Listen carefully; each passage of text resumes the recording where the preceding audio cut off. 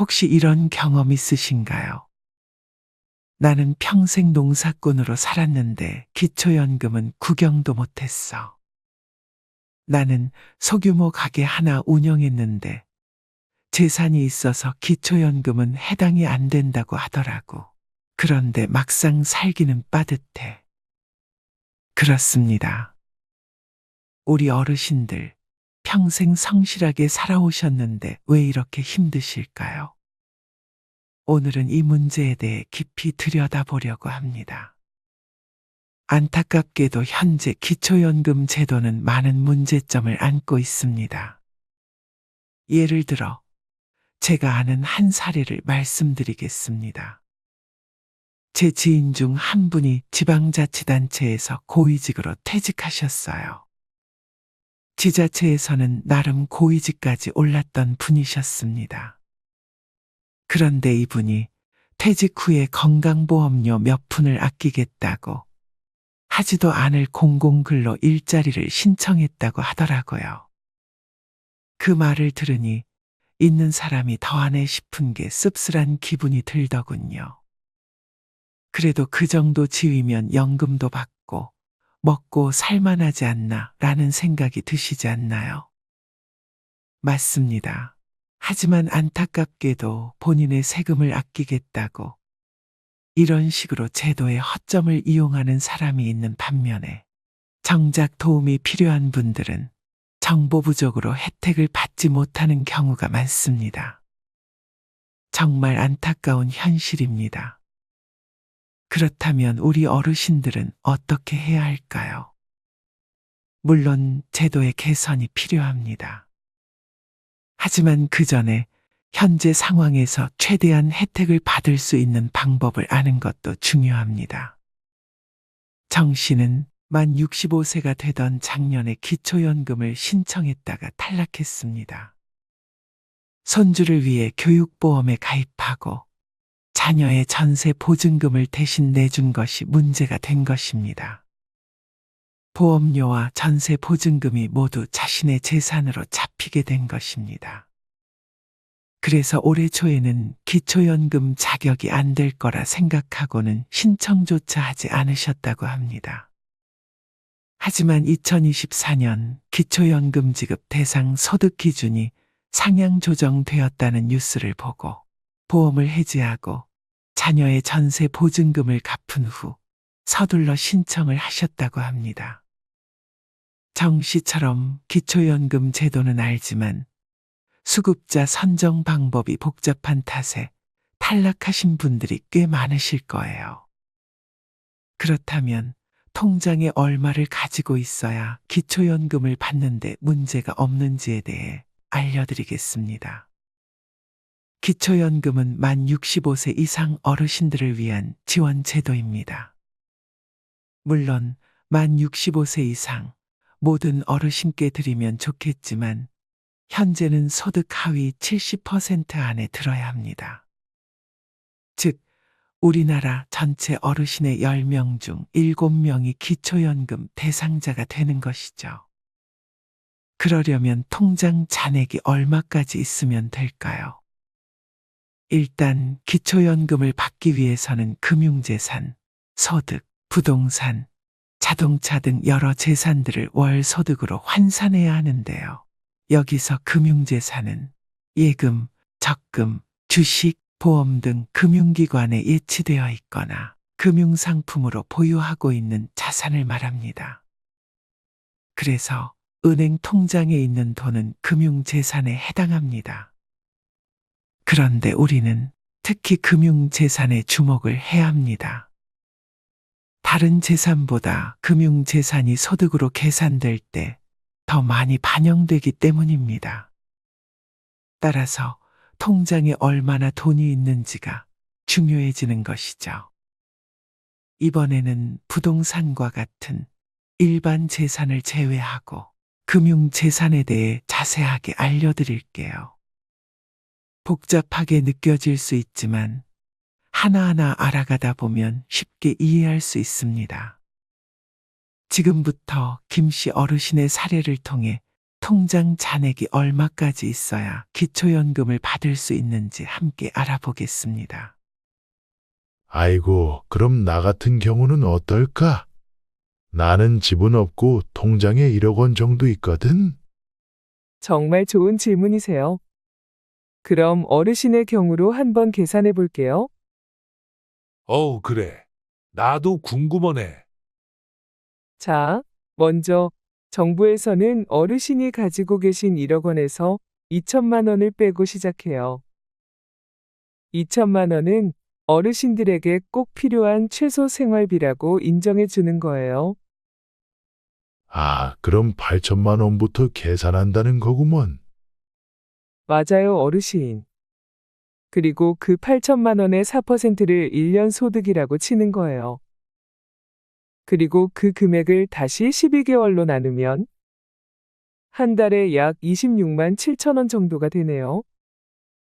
근데 은행 예금인데 이자는 어떻게 되는 거야? 상관없나? 이자도 당연히 계산해야 되는데요. 1억 원에 대한 3.5% 이자를 1년에 받는다고 치면 한 달에 약 29만 1천 원이에요. 그런데 여기서 이자 소득의 기본 공제액이 있어요. 공제액은 4만 원이에요.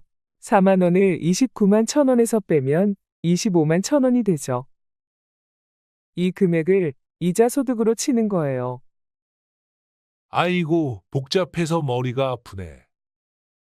걱정 마세요, 어르신. 제가 다 계산해 드릴게요. 아까 계산한 한 달 소득 26만 7천 원에 이자 소득 25만 1천 원, 이 두 금액을 더하면 51만 8천 원이 나오는데요. 이것이 통장 잔액 1억 원에 대한 월 소득 인정액이 되는 거예요. 그래서 결국 기초연금을 받을 수 있다는 거야? 없다는 거야? 정리해 드릴게요. 혼자 사시는 단독 가구는 213만 원까지, 부부는 340만 8천 원까지 소득으로 인정되면 기초연금을 받으실 수 있어요. 그러니까 1억 원의 예금을 가지신 분들은 당연히 기초연금을 받으실 수 있으신 거예요. 아이고, 다행이네. 그러면 2억 원, 3억 원 있는 사람들은 어떻게 되는 거야? 네, 그것도 제가 계산해 봤어요. 2억 원이면 한 달에 114만 3천 원이고요. 3억 원이면 176만 8천 원 정도로 계산이 돼요. 결국 혼자 사시는 분은 3억 5천만 원까지, 부부는 5억 원까지 통장에 돈이 있어도 기초연금을 받으실 수 있어요. 어이구, 생각보다 많네, 그려. 그렇죠, 어르신? 하지만 이건 다른 재산이 하나도 없다고 가정했을 때 이야기예요. 집이나 자동차 등 다른 재산이 있으면 또 달라질 수 있어요.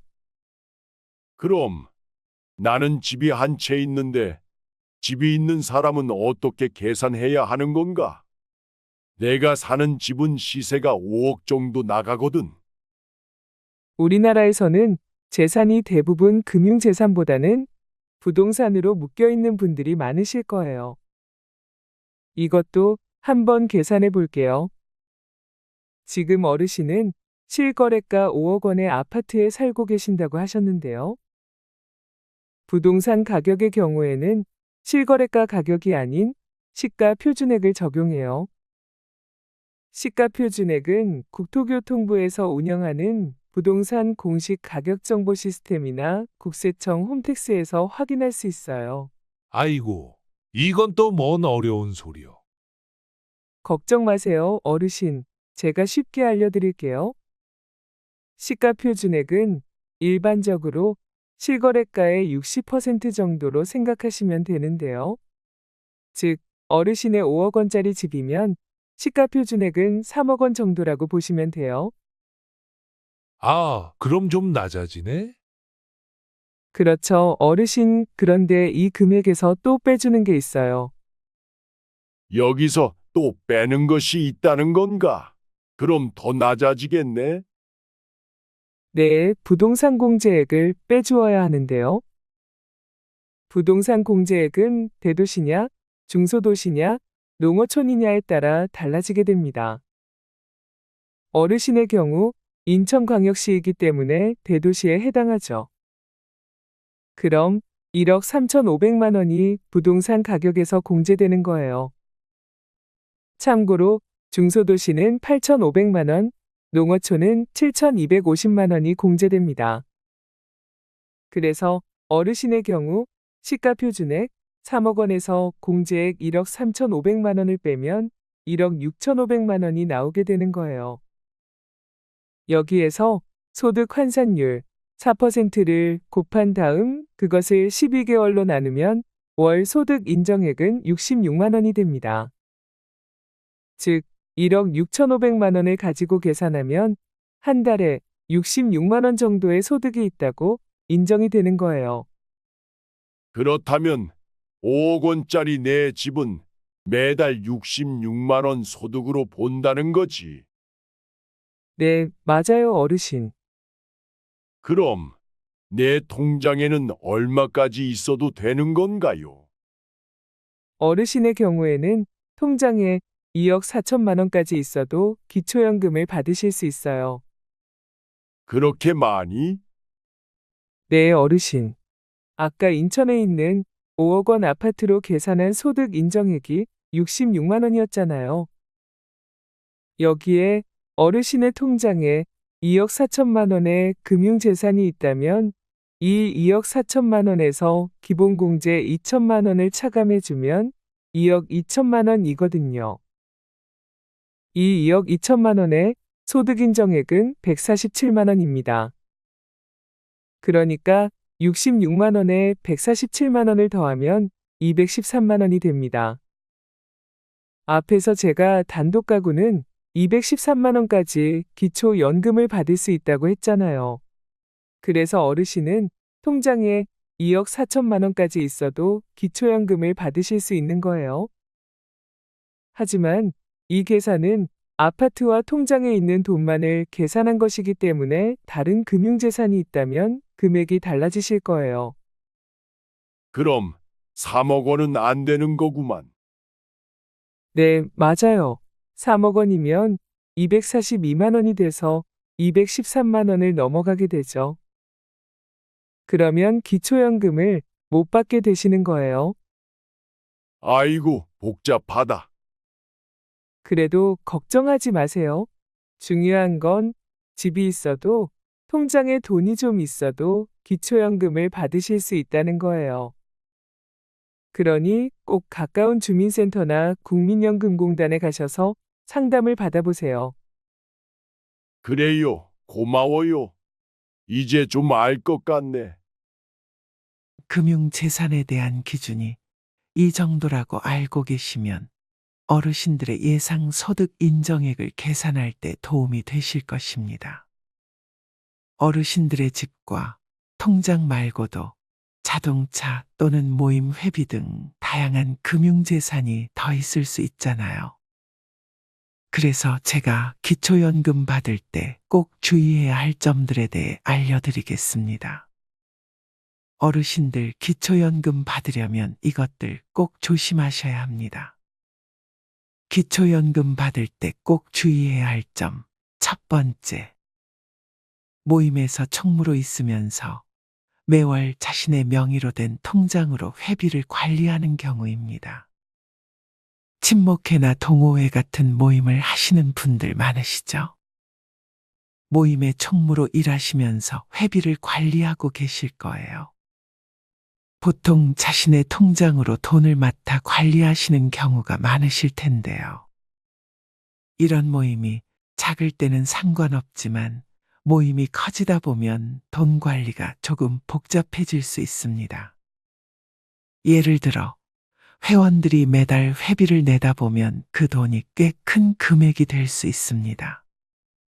때로는 수천만 원까지 늘어날 수도 있고요. 꽤 큰 돈이죠. 이렇게 금액이 커지면 좀 곤란한 일이 생길 수 있습니다. 그럼 왜 문제가 되는 걸까요? 첫째, 은행에서는 회비가 주기적으로 들어오는 걸 보고 이걸 여러분의 개인 수입, 즉 월급이라고 오해할 수 있습니다.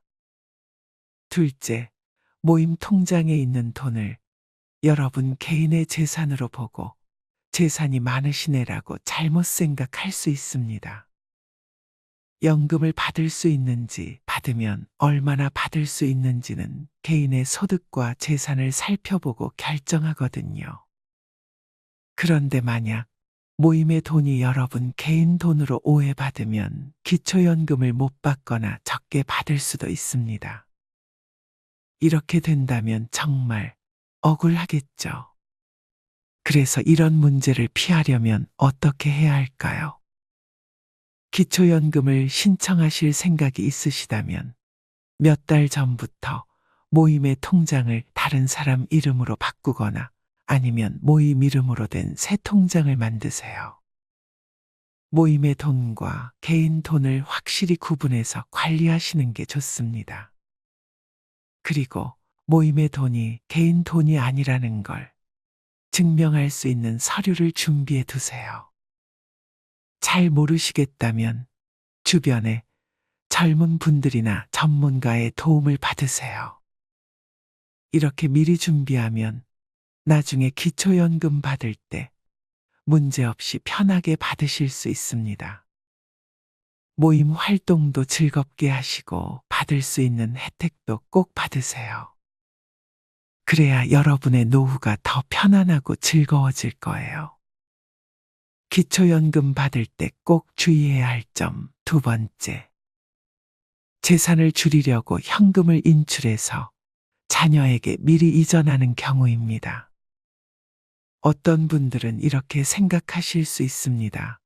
내가 재산이 많아서 기초연금을 못 받을 것 같은데 내 돈을 자녀들에게 미리 줘버리면 되지 않을까?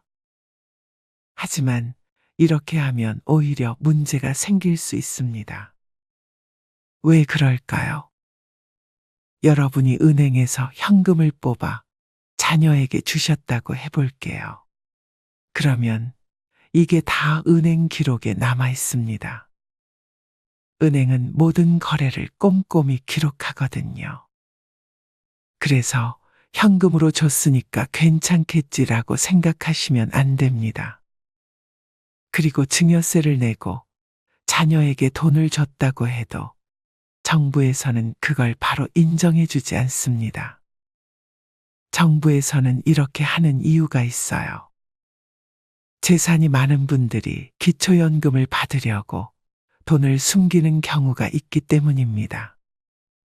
그래서 정부는 여러분이 자녀에게 돈을 주셨다면 그 돈의 일부를 아직도 여러분 재산으로 보는 것입니다.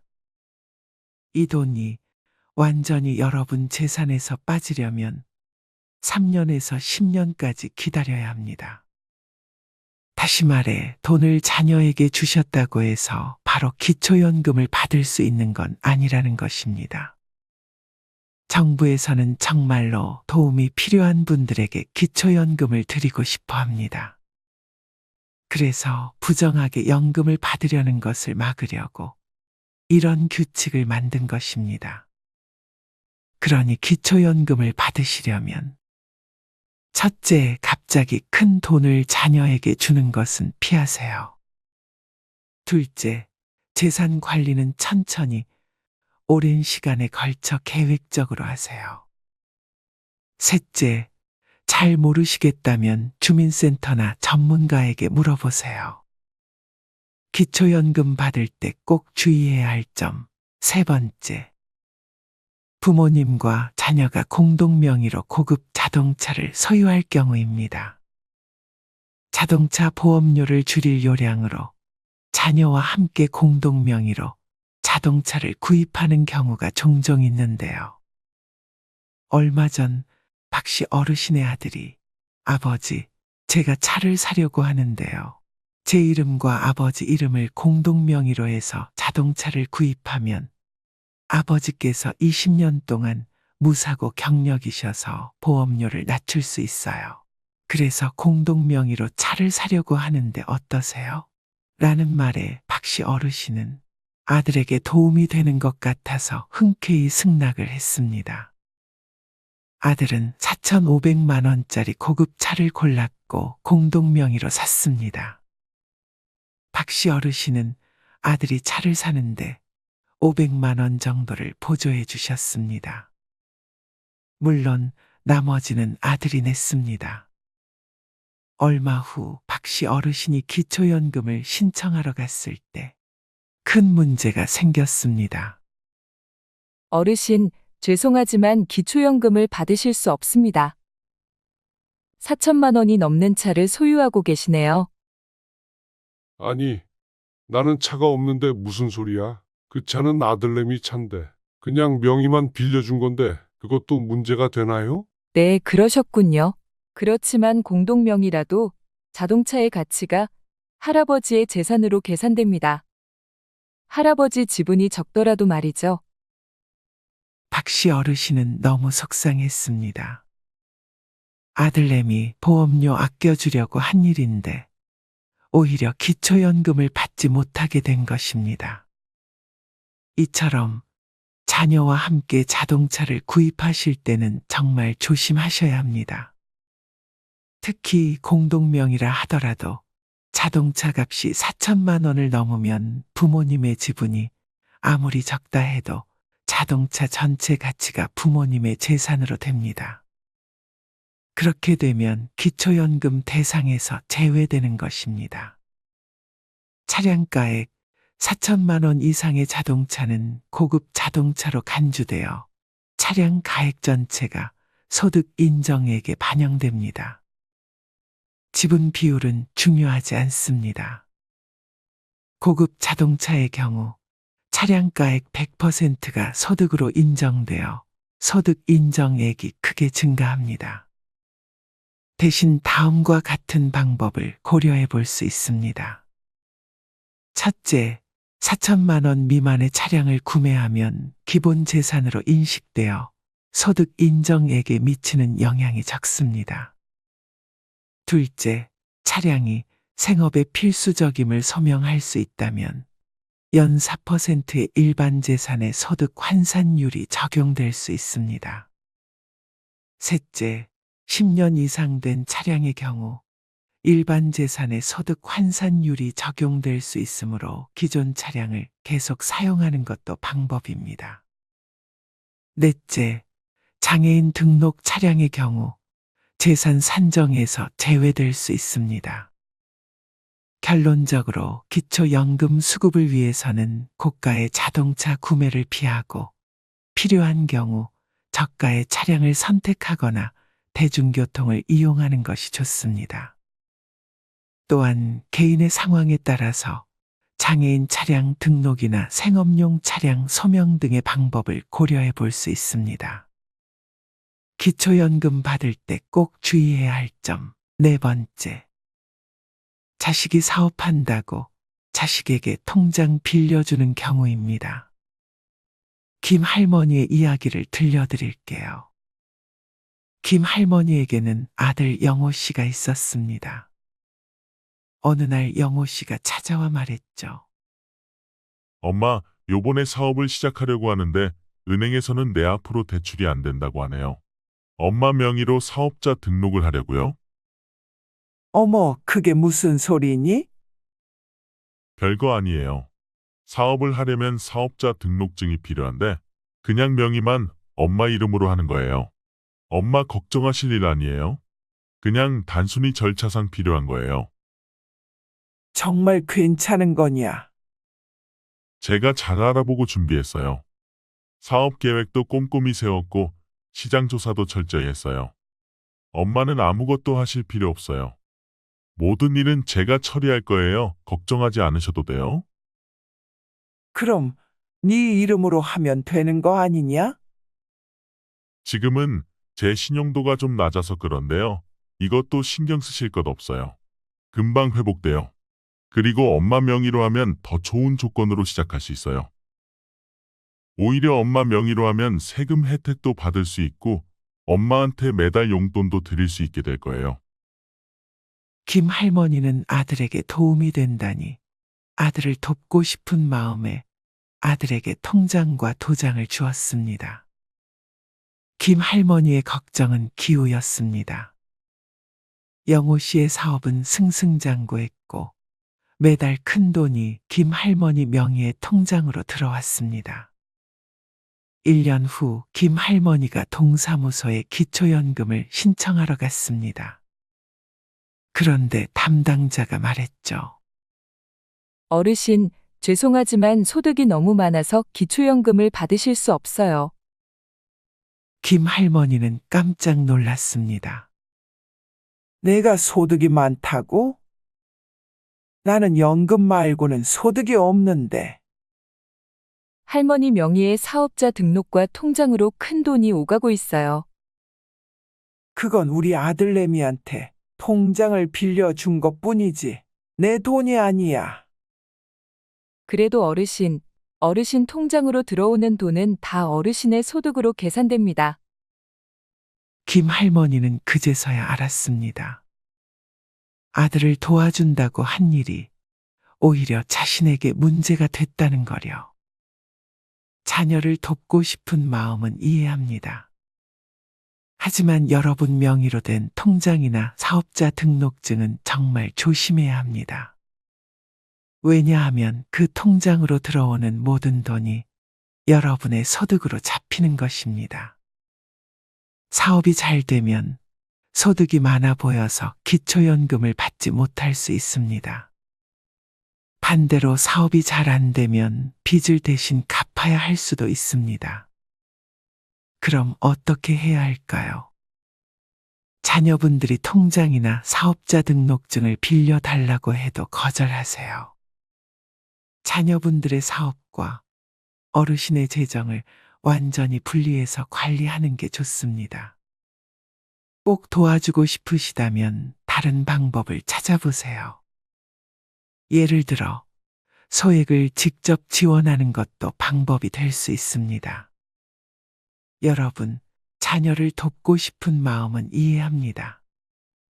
하지만 그 방법이 여러분의 노후를 위협하면 안 되겠죠? 5번째, 큰 돈의 현금을 이체하는 경우입니다. 기초연금을 신청할 때 정부에서는 여러분의 통장을 살펴봅니다. 그런데 아무 때나 보는 것이 아닙니다. 정부는 기초연금 신청하기 전 3개월 동안의 통장 잔액을 봅니다. 이 3개월 동안 통장에 있던 평균 금액으로 어르신의 재산을 판단하는 것입니다. 그래서 이 3개월 동안에는 특별히 조심해야 합니다. 갑자기 큰 돈을 뽑거나 다른 사람에게 보내면 안 됩니다. 예를 들어 신청 한 달 전에 통장에서 1,000만 원을 뽑아서 자녀에게 줬다면 정부는 이걸 이상하게 볼 수 있습니다. 왜냐하면 갑자기 큰 돈을 뽑으면 정부에서는 어르신이 돈을 숨기려고 하나 하고 의심할 수 있습니다. 그렇게 되면 기초연금을 받기 어려워질 수 있습니다. 그러면 어떻게 해야 할까요? 기초연금 신청하기 최소 3개월 전부터는 통장 잔액을 크게 바꾸지 마세요. 평소에 하시던 대로 통장을 사용하세요. 장을 보고 공과금을 내고 용돈을 쓰는 것처럼 평범하게 쓰시면 됩니다. 혹시라도 큰 돈을 주고받아야 한다면 기초연금 신청을 하기 3개월 전에 미리 처리하세요. 아니면 신청하고 난 뒤에 하는 것도 좋은 방법입니다. 지금까지 기초연금을 받기 위해 내 통장 잔액이 얼마가 있어야 하는지, 기초연금을 받기 위해서는 유의해야 할 사항이 무엇이 있는지를 알아보았습니다. 여러분, 우리나라 노인 빈곤율이 OECD 국가 중 1위라는 거 알고 계셨나요? 노인 빈곤 상황이 참 안타깝습니다. 우리나라 노인 빈곤율이 무려 40%나 된다고 합니다. 이는 이웃나라 일본보다 2배나 높은 수준입니다. 왜 이렇게 됐을까요? 여러 이유가 있겠지만 기초연금이 부족한 것도 한 가지 원인입니다. 그리고 기초연금을 받으려면 너무 복잡하고 어려운 절차를 거쳐야 하고요. 게다가 받을 수 있는 사람을 정하는 기준도 너무 까다롭습니다. 이렇게 절차가 복잡하다 보니 정말 도움이 필요한 어르신들이 연금을 못 받는 경우가 생깁니다. 그래서 많은 분들이 이렇게 말씀하십니다. 이렇게 복잡하게 하지 말고 모든 노인들에게 기초연금을 똑같이 줘야 합니다. 그래야 노인들이 최소한의 생활은 할 수 있습니다. 라고요. 우리나라가 선진국이 됐다고 하지만 노인 빈곤율이 1위, 노인 자살률이 1위라니 정말 부끄러운 일입니다. 100세 시대라고 하면서 연금 제도를 바꾼다고 하지만 선진 복지국의 길은 아직도 멀게만 느껴집니다. 여러분, 평생 열심히 사셨잖아요. 그런데 지금은 몸도 아프고 힘드시죠? 모든 어르신들이 똑같이 혜택을 받을 수 있도록 연금 제도를 바꿔야 한다고 생각합니다. 이건 지금 살아계신 모든 노인분들의 바람일 것입니다. 혹시 내가 기초연금을 받을 수 있을까? 궁금하신가요? 그럼 복지로 홈페이지에 가보세요. 거기에 기초연금 모의 계산이라는 게 있습니다. 이것으로 계산해 보면 더 정확히 알 수 있습니다. 이것이 어려우시다면 가까운 주민센터나 국민연금공단에 가셔서 상담을 받아보세요. 친절하게 잘 알려주실 거예요. 그리고 꼭 기억하세요. 기초연금의 소득 인정액과 지급액은 매년 약간씩 변경됩니다. 월 소득 인정액을 매년 상반기로 산정한다고 하니 혹시 한번 신청했다가 탈락했다고 그냥 포기하지 마시고 반드시 재신청하셔서 노년의 소중한 기초연금을 꼭 받으시기 바랍니다. 오늘은 기초연금 받을 때 꼭 주의해야 할 점들에 대해 알아봤는데요. 다시 한번 요약해서 말씀드리면 첫 번째, 모임의 총무로서 매월 자신의 명의로 된 통장으로 회비를 관리하는 경우입니다. 기초연금 받을 때 꼭 주의해야 할 점 두 번째, 재산을 줄이려고 현금을 인출해 자녀에게 미리 이전하는 경우입니다. 기초연금 받을 때 꼭 주의해야 할 점 세 번째, 부모님과 자녀가 공동 명의로 고급 자동차를 소유할 경우입니다. 기초연금 받을 때 꼭 주의해야 할 점 네 번째, 자식이 사업한다고 통장 빌려달라고 할 경우입니다. 기초연금 받을 때 꼭 주의해야 할 점 다섯 번째, 큰 돈의 현금을 이체하는 경우입니다. 위의 5가지 경우를 잘 체크하신다면 여러분의 소중한 기초연금을 억울하게 못 받는 경우는 없으실 것입니다. 제가 오늘 여러분께 꼭 전하고 싶은 말씀이 있습니다. 나이 들었다고 변화하기엔 너무 늦었다라고 생각하시나요? 그렇지 않습니다. 우리 속담에 이런 말이 있습니다. 늦게 배운 도둑이 날 새는 줄 모른다. 이 말은 나이가 들어서 배우기 시작해도 열정적으로 하면 빨리 늘 수 있다는 뜻입니다. 여러분, 우리는 매일 조금씩 잘하고 있습니다.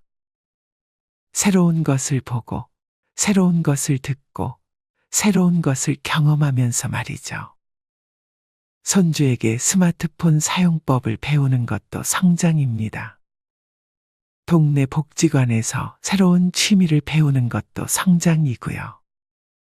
이렇게 새로운 것을 배우려고 노력하는 여러분은 이미 우리 사회의 소중한 어른이십니다. 여러분은 우리 사회의 보물 같은 존재입니다. 오랜 세월 쌓아온 지혜와 경험은 정말 귀중한 것입니다. 그러니 부디 이 말씀 꼭 기억해 주세요. 나는 소중한 사람이다. 나는 여전히 배우고 잘할 수 있다. 나는 우리 사회에 꼭 필요한 사람이다. 여러분의 노력과 열정을 나들목이 응원합니다. 건강하시고 행복한 하루 보내세요. 감사합니다.